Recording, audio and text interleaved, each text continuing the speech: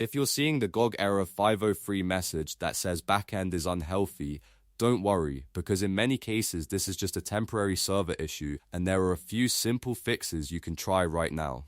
In this video, I'll walk you through the fastest ways to deal with it, whether you're on the website or using GOG Galaxy. And if this tutorial helps, make sure to hit like and subscribe for more quick software fixes just like this. First, the easiest thing to do is simply wait it out. A 503 backend error usually means the servers are under heavy load or temporarily unavailable. That means the problem may not be on your device at all.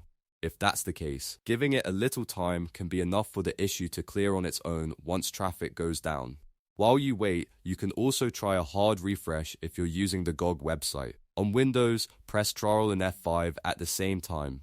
On Mac, press Command, Shift and R. This forces your browser to reload the page without relying on cached data, which can sometimes help if the error is being caused by an outdated or stuck page response. If you still can't get past the error and you're trying to download a game through GOG Galaxy, there's a very useful workaround. Instead of using the client, open your browser and go directly to GOG.com. Log in with your account, then head to your library. Find the game you want and choose the direct installer download instead of using GOG Galaxy. This bypasses the client completely and can often let you continue downloading even when the launcher is having trouble connecting properly. So to quickly recap, start by waiting a bit in case it's a temporary server issue, then try a hard refresh if you're on the website. And if GOG Galaxy is still failing, use the direct download from the website instead.